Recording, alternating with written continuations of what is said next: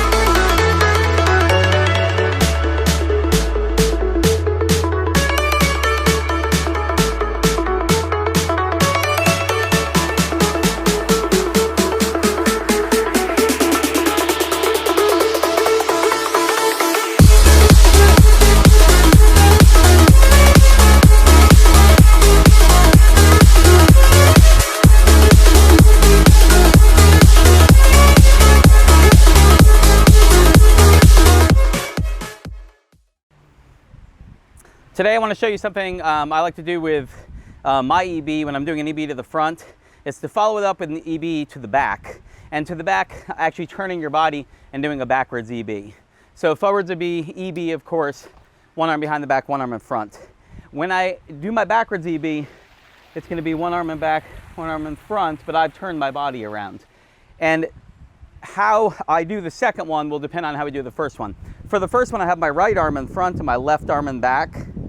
My arms kind of stay on the same side of my body in relation to the camera. So my right arm will still be closer to the camera and my left arm will still be further away. I'll just turn my body around and my arms will actually have to switch places. So right in front, left behind. Now right will be behind and left will be in front, even though the front is away from the camera, if you understand. So normally EB, I would do my EB, I would jump it, and right here, I would come back to a normal jump. I'm in this position here. I still want you to do that. Your arm should still be thinking in that direction. Is when you get to jump the EB, when you finish right here, go ahead and bring both arms up as if you're going to come back to a normal jump. You can even kind of start in this direction of coming back to a normal jump. Because all I'm going to do from here is pretend if I was going to take a normal regular jump, and I just turned and jumped an EB backwards. So if I was just jumping to the front and I just turned and jumped a backwards EB. And to do that, my arms are here. My left arm is just coming across my body as I turn it. It just stays there. My right arm does most of the work. It's going to sweep in behind my back and make sure it goes under my feet. So again, if I was doing regular jumping, I would sweep into it like this. When I do these 2 in a row, I'm here, I do the EB. As it comes back to this front here, I just turn. I just turn and do that. Putting it both together can be really odd for your brain. That's why I try to separate them like this. So you can maybe practice with the rope behind you, bring it up over your head, and turn backwards for that backwards EB. Then add the 2 together. So the 2 together look like this. Forwards, backwards. Finishing the trick, finishing the trick. You've just jumped here. The rope actually came over your head, so it's coming toward the back of you. You can just pull your right arm out, in which case it's a backward side swing, and you can come back to the front. So that would look like this. EB, EB, side swing, back to the front. One easy way to do it. The other thing you can do from here from this position is you still side swing, but as you pull the side swing out, just go ahead and pull the whole rope into a backwards jump. So now you're jumping backwards. So it would look like this. Here, here, here. If that makes sense to you. Again, with any trick like this, you're in this position. There's so many things you can do. You can actually pull that back hand out, go right here, you're into a mick. You can turn this mick back to the front. It would look like this, here, here, here, and then I mick back to the front. So again, you're in this position, you can come up with all sorts of things. You can actually jump that backwards EB and take your front arm out, but in this case, you're gonna have to use your wrists a bit, and you can take that backwards jump right here. I'll just show you what that looks like at least. It's here, here, here. Had a mistake on it, but you get the idea. Take that backwards jump. And I'm doing it in double bounce. Really, single bounce is gonna look better. Here, here, here, here, back to the front, or here, here, here, here, here, here. You do want to speed it up. Really, there's almost no trick that if you can do it double bounce, you shouldn't do it single bounce if you can. It's gonna look better, takes up less time in your routine. You're probably gonna get a higher content for it because it is faster jumping. If you can do this right foot, left foot, that would also be good. So right foot, left foot jumping. Ooh-hoo. Let's try that again. Wind did pick up just a bit. Gotta push it hard then. Anyway, let's move on to a little bit more of a workout. So the next workout I want you to do, not a long workout, but it is gonna develop your ability to connect power elements together. Elements when that would make you tired. Elements that would make you tired, we're trying to connect them together. So you're gonna do, really you're only gonna do 2 sets of 10 of this thing, and that's it. And this is something, if you did this every day, and really it would only take you about 5 or 10 minutes. If you did this every day, it's really gonna help you with connecting skills, because that is one of the biggest differences between the really good jumpers and the jumpers that are decent but just not quite at their level, is the really good jumpers, they're able to string all those things together. A lot of people can do those harder skills, but they can't do a bunch of them together. They get tired and they end up having mistakes. The really good people string them all together, and it's because they've built up that endurance. So this is going to be a drill to help you build up endurance for a lot of those skills, to be able to connect things together. So the first thing I want you to do, and you're going to do 10 of one thing, and then you're really just going to reverse it. The first thing you're going to do is you're going to do a push-up, then a frog, then a double under. A push-up, frog, double under. And the way you're going to do it, I'm going to do this in slow motion. You're going to go down, you're going to go out, and you're going to do your push-up. Whether it's real or not, that depends on what you've got. If you've got a real push-up, do a real push-up. You're going to do your real push-up, and after you jump the real push-up, whether it's right away from that real push-up, or whether it's from a fake push-up where you've come up and you take that jump, I want you to then take one jump, and that's really just so you can prepare yourself for the frog, is push-up, you jump after the push-up, you're going to take one jump to prep, then you're going to go down and do a frog, finish the frog, one jump, and then double under. So, mic's in pocket, but we'll see if this works for me.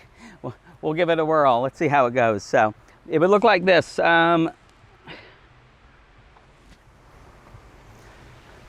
So frog.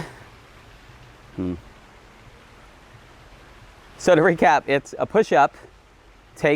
Really going to take 2 jumps. Finish the push-up, take the jump. Frog, finish it, take a jump, double under. That would be 1 rep. You're trying to do 10 of that rep.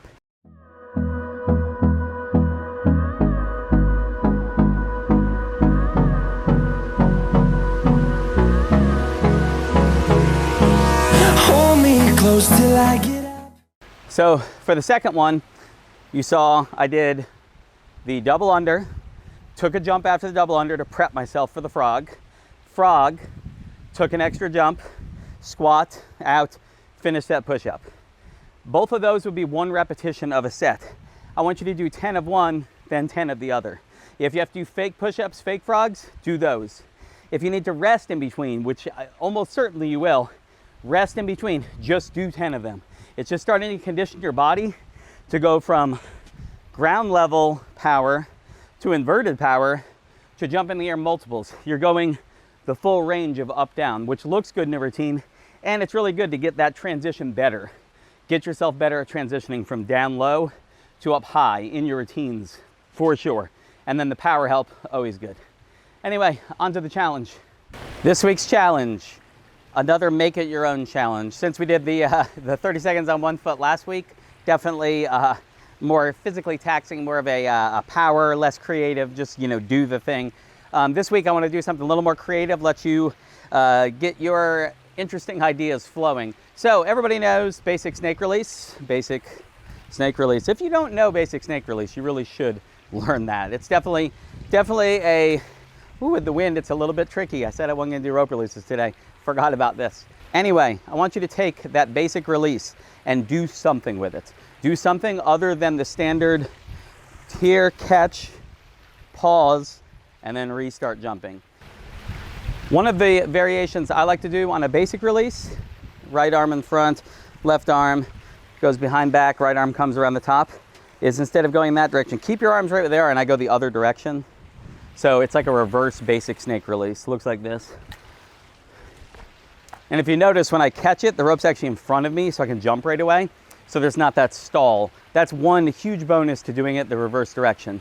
For me, the other reason is because I can let go in Krugers and things, because my arm's across the front here anyway, and I'm trying to bring it around the back, which means from a Kruger position, if the rope goes under, when I get to this position here, I can actually start that release and do that. So Kruger release, a lot of times I do it from a toad first. So I would go toad, and from that Kruger, I can pop it. Ooh, this wind is gonna make this difficult. So that's one of the releases I like to do. I like to do it in reverse. Under the leg, I can re-catch it under the leg. Other people like to do the rise up one. You've probably seen that. That's gonna be hard to catch today, for sure.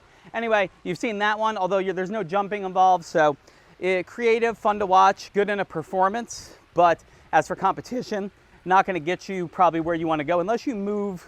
If you're moving around, movement's always good. Still, your content level could be higher during that section by doing a release that's a little more interesting.